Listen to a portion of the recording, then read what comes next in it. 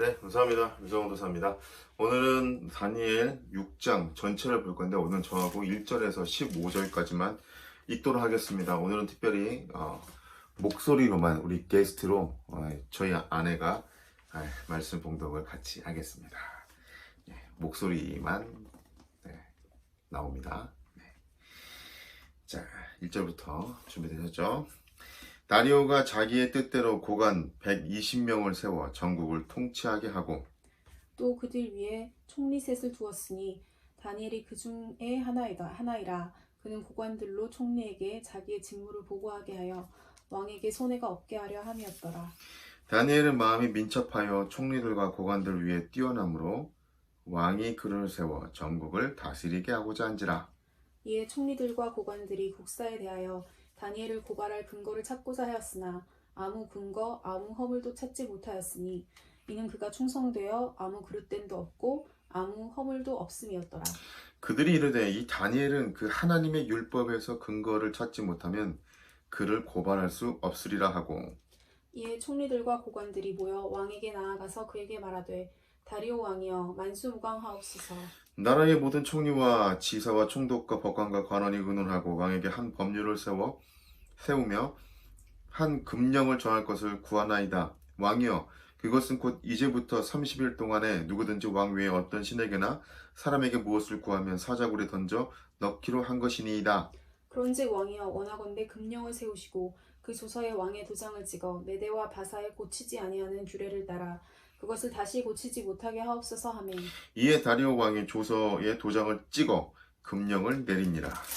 다니엘이 이 조서에 왕의 도장이 찍힌 것을 알고도 자기 집에 돌아가서는 윗방에 올라가 예루살렘으로 향한 창문을 열고 전에 하던 대로 하루 3번씩 무릎을 꿇고 기도하며 그의 하나님께 감사하였더라. 그 무리들이 모여서 다니엘이 자기 하나님 앞에 기도하며 간구하는 것을 발견하고 이에 그들이 나아가서 왕의 금령에 관하여 왕께 아뢰되 왕이여 왕이 이미 금령에 왕의 도장을 찍어서 이제부터 30일 동안에는 누구든지 왕 외의 어떤 신에게나 사람에게 구하면 사자굴에 던져 넣기로 하지 아니하였나이까 하니 왕이 대답하여 이르되 이 일이 확실하니 메대와 바사에 고치지 못하는 규례니라 하는지라.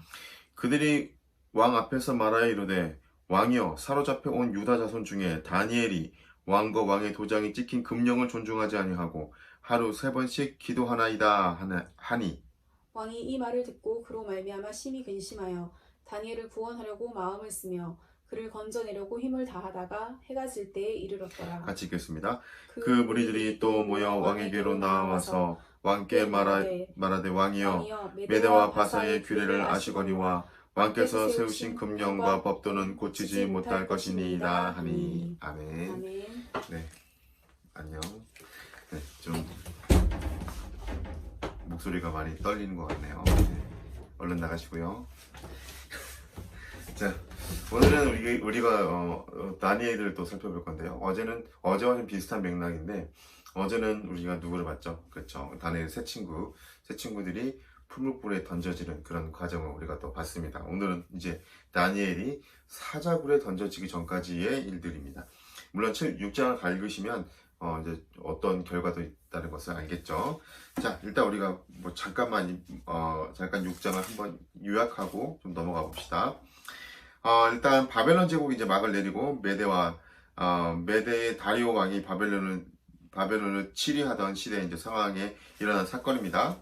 다니엘은 또다시 신앙의 시험에 직면을 하였고요.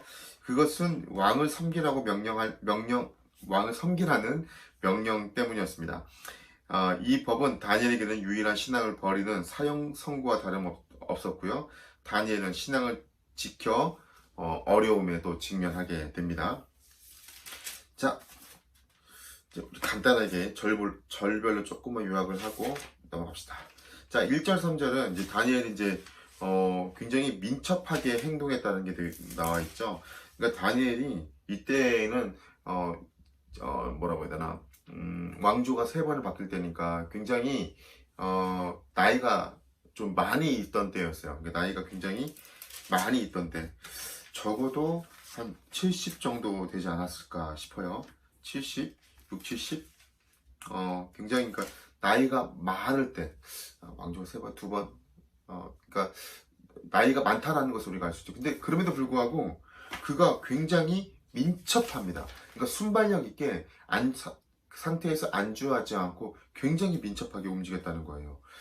그때 그 나이와 또 그 정도 지위가 있으면 이렇게 뭐 굳이 자기가 일하지 않고 다른 사람을 세워서 일을 할 수 있는데도 불구하고 굉장히 민첩했다. 이 부분이 굉장히 좀 도전이 됐더라고요. 자, 그리고 4절, 5절은 우리 다니엘이 얼마나 충성되었는지 그릇됨이 없었고요. 그에게 고발하고자 하는 것은 오직 하나님의 율법에서 찾지 않으면 안 될 정도로 굉장히 그는 굉장히 일관된 사람이었다는 것을 또 알 수 있습니다. 자, 그리고 6절에서 9절은 찾아가서 많은 사람들이 다니엘에 대해서 모함을 하는 거죠. 근데 그 모함을 어떻게 했냐면 이 부분이 참 또 도전이 되는데, 다니엘이 기도하는 사람이었다는 것을 이 사람들이 알았어요. 그래서 오직 왕에게만, 그러니까 무엇을 구하다는 것은 오직 그 나라 왕, 다리오 왕, 그러니까 종교적 강구를 드리면 안 된다는 건데, 이거는 왕만이 유일한 신의 대리자로 간주한다는 거거든요. 그래서 또 그 조서까지 찍죠. 그러니까 이 금령은 한 번 정했기 때문에 더 이상 이게 어떻게 변개치 않는 그런 조서의 도장을 찍은 거죠. 그래서 결국에는 다른 신께 구하거나 그러면 결국에는 그 법에 따라서 처벌을 받는다라는 거거든요. 근데 이 왕은 조금 살펴봤어야 되는데 잘 살펴보지 못했어요. 근데 이 법이 유일하게 누구를 향하고 있냐면 딱 다니엘을 향하고 있었던 것 같아요. 향하고 있었죠. 자, 그리고 10절에 15절까지는 조서의 도장이 찍힌 것을 알고도 다니엘은 전에 하던 대로 하나님께 기도합니다. 기도하는데 어떻게 해요? 하루 3번씩 감사 기도합니다. 자, 이거 한번 살펴봤고 이제 한번 넘어갑시다. 자, 일단 3가지로 한번 살펴봤는데요. 3가지로 한번 고민해봤는데, 첫 번째는 120명 고관 중에서 탑3 최고 리더십에서 그 중에서 다니엘이 뽑혔습니다. 왜? 다니엘이 마음이 민첩하게 뛰어났기 때문에 그래요. 그러니까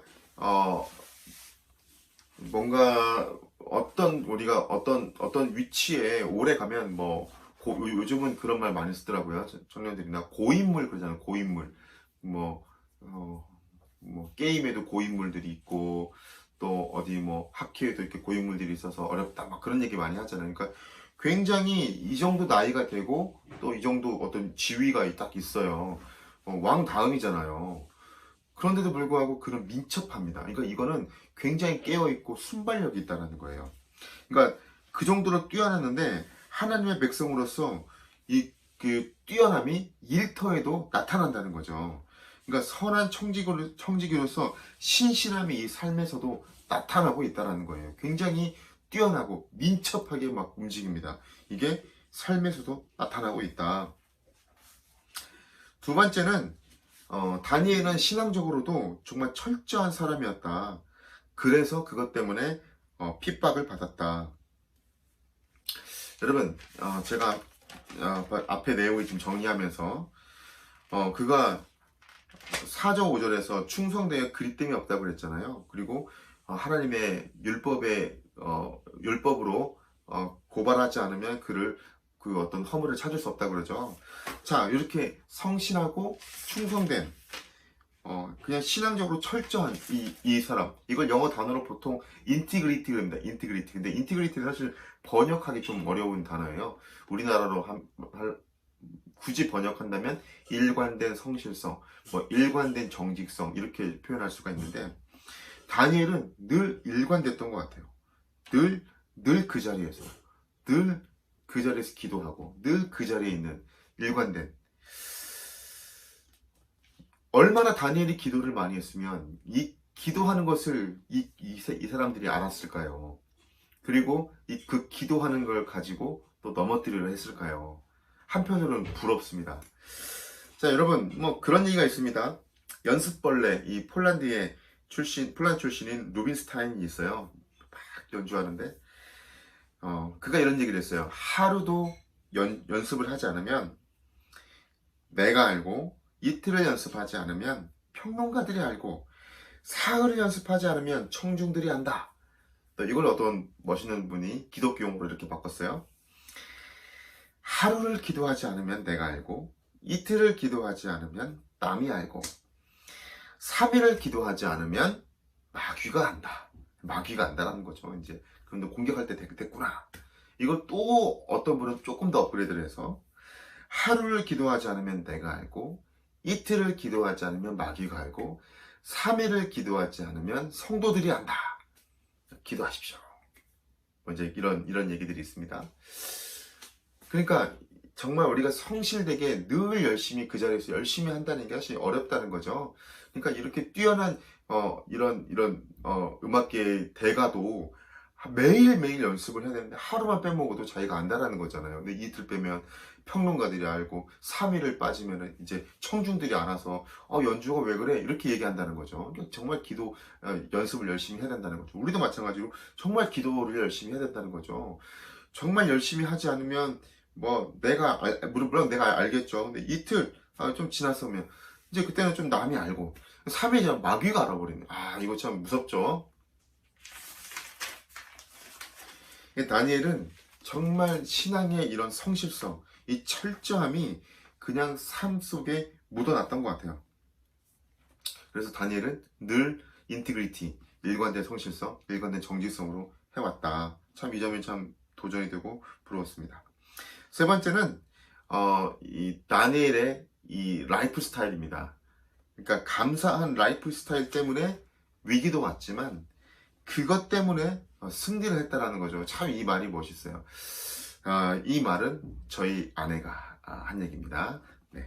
감사한 라이프 스타일. 참 말을 멋있게 해요.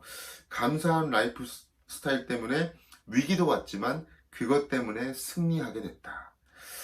그러니까 생각해 보세요. 다니엘이 기도하지 않았다면 이런 일이 올까요? 안 오겠죠. 근데 역으로도 생각하면 다니엘이 기도하지 않았으면 이런 승리가 있었을까요? 없었겠죠. 그래서 많은 사람들이 가끔씩 그래요. 제가 기도했더니 이상한 핍박이 오고 직장에서 괴롭히고 또 예전에 어떤 제가 들었던 얘기는 실제로 보진 못했는데 신앙생활을 더 열심히 하려고 했더니 이제 옛날 분 같아요. 여자분인데 교회 가지 말라고 아버지가 머리를 다 잘랐다. 그래서 머리카락을 다 잘라가지고 머리를 자른 게 아니고 머리카락이요. 다 잘라가지고 이렇게 이렇게 모자 같은 거 쓰고 교회 나왔다. 그런 일들이. 그러니까 뭔가 하나님 앞에 신실하게 기도하려고 했더니 이런 어려운 일들이 생기고 시험이 생겨서 나 정말 기도 안 하고 이제 교회 안 갈 거야 라고 했던 사람들이 종종 있었습니다. 제가 청년 때도 그랬고요. 사역자일 때도 각 교회마다 한 명씩 꼭 그런 분들이 있었던 것 같아요. 어찌 보면 그런 시험이죠. 하나님이 그 시험을 테스트를 통해서 더 큰 기쁨과 승리를 안겨줄 텐데 그냥 거기서 끝나는 거죠. 오늘 다니엘을 보십시오. 다니엘도 늘 기도하는 사람이었어요. 늘 기도하는 기도의 라이프 스타일이 있었습니다. 늘 기도했어요. 그리고 어떻게 기도했냐면 하나님께 늘 감사 기도했어요. 그러니까 그냥 그렇게 늘 하던 대로 기도했던 거예요. 근데 그것 때문에 큰 시험이 오고 큰 위기가 옵니다. 심지어 우리가 뒤에 읽어보면 알겠지만 사자굴에 던짐을 당해요. 왕도 그렇게 하고 싶지 않았는데 왕을 어떻게 다니엘을 구하려고 하잖아요. 마치 그 사드락과 메삭과 아벳느고 다니엘 세 친구처럼. 그런데 어쩔 수 없이 그 정한 법 때문에 던져지게 됩니다. 그런데 다니엘 거기서 전화위복 하나님이 구해주시잖아요. 천사를 통해서 사자 입을 막아주시고 도리어 구해주고 자기를 모함했던 그런 많은 참수한 사람들은 그 친척들까지 다 이렇게 사자굴에 던져져서 다 죽임을 당하잖아요. 자, 그러면서 이제 다니엘을 통해서 그 온 땅의 백성들에게 다리오 왕이 이렇게 이야기하잖아요. 내가 이제 조서를 내려놓으니 26절입니다. 내 나라 관할 아래에 있는 사람들아 다 다니엘의 하나님 앞에서 떨며 두려워할지니 그는 살아계신 하나님이시오 영원히 변하지 않으실 이시며 그의 나라는 멸망하지 아니할 것이요 그의 권세는 무궁할 것이며 다니엘을 통해서 하나님의 이름이 엄청나게 선포되고 높아집니다. 와, 엄청난 일입니다. 이걸 통해서 또 하나님께서 다니엘의 그 라이프 스타일, 기도하는 그 기도의 삶을 통해서 하나님이 또 엄청난 역사를 이루신 거죠. 사랑하는 여러분, 사실 이제 우리들도 살다 보면 시험이 올 때가 있습니다. 어려움이 당할 때도 있고 또 그런 어려움이 있을 때 그냥 넘어지면 안 됩니다. 다니엘처럼 기도했기 때문에 다른 사람이 나는 뭐하면 진짜 하나님 왜 그러십니까? 왜 나를 이렇게 괴롭게 하십니까? 제가 다른 일 하는 것도 아니잖아요. 하나님 일을 위해 하는 거잖아요. 하나님 위해 한다고 하는데 저한테 이러실 수 있어요? 그러면서 하나님 원망하고 하나님께 이렇게 원망하고 불평하고 이렇게 할 수도 있는데 그렇지 않고 다니엘처럼 다니엘 생각하면서 이 일 때문에 이런 일이 왔지만 결국은 또 하나님을 잘 섬기는 이 일 때문에 내가 승리하게 될 거야 라고 생각한다면 그런 이 다니엘의 신앙을 잘 받아들여서 그럴 때마다 이렇게 생각해서 그 승리로 그런 다니엘을 생각하면서 그 순간을 이겨간다면 그게 우리에게 큰 은혜로 또 큰 축복으로 올 수 있다라는 겁니다. 온다라는 겁니다. 사랑하는 여러분, 사실 좀 어제와 좀 비슷한 맥락이긴 한데 많이 어렵고 힘든 때입니다. 그리고 계속해서 우리가 앞에 말씀에서도 너무 힘든데도 약간 뭐 화로다, 뭐 칼기전, 뭐 칼과 기근과 전염병 계속 이런 얘기만 듣고 많이 좀 그랬을지도 모르겠어요. 그런데 사실 많이 힘듭니다. 세상이 많이 힘들고 여기저기에 정말 어려운 일도 많고 뉴스만 들어도 오늘도 뉴스를 보는데 너무 안타까운 사건들이 너무나 많고 막 화나게 되는 막 이런 일들이 너무나 많아서 정말 힘듭니다. 특별히 또 기독교인들이 또 깨어서 기도하며 세상을 위해서 정말 썩어져가는 세상이 빛과 소금이 되어야 될 텐데 막 그런 또 거룩한 부담감도 있잖아요. 사랑하는 여러분, 힘들고 어려운 또 각자가 지고 가는 십자가가 있을 겁니다. 그럴 때마다 또 어려운 시험이 올 때마다 우리 다니엘을 생각했으면 좋겠습니다. 다니엘 이때 나이가요 굉장히 많은 나이예요. 그런데도 불구하고 늘 민첩했고 늘 정말 깨어 있었고 또 하나님 앞에 늘 기도하잖아요. 저 교회 가면 있어요. 또 몇 분 보면 그분은 그 자리에 그냥 앉아 계시는 게 하나의 메시지예요.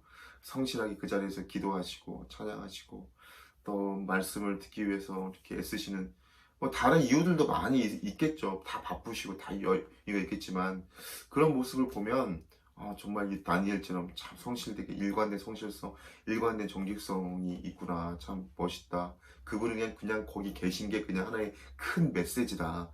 라는 생각이 들거든요. 다니엘처럼 늘 삶의 자리에서 이렇게 기도의 라이프 스타일로 하나님께 감사하고 기도하며 그것 때문에 시험이 온다 해도 낙심하지 말고 그것 때문에 결국은 승리하게 될 거라는 것을 가슴에 새기고 좀 힘들고 어려운 시기이지만 하나님 안에서 승리하는 우리가 될 수 있었으면 좋겠습니다. 기도 제목 드리고 마무리하겠습니다. 우리 다니엘 따라서 정말 늘 하나님 앞에 민첩하게 또 충성되게 살아가게 해달라고 그다음에 신앙으로 좀 철저한 일관된 성실성, 일관된 정직성을 갖게 해달라고 그리고 마지막으로는 하나님 앞에 감사로 기도하는 이 라이프 스타일 그 라이프 스타일 때문에 힘든 일이 왔지만 또 승리했잖아요. 그러니까 하나님 앞에 날마다 감사하는 감사와 기도를 드리는 감사로 간구하는 하나님께 감사로 기도하는 죄송합니다. 제가 말이 좀 꼬이네요. 기도하는 라이프 스타일을 갖게 해달라고 기도하겠습니다. 하나님 감사합니다. 주님의 은혜 가운데 물려 불러주시면 감사합니다.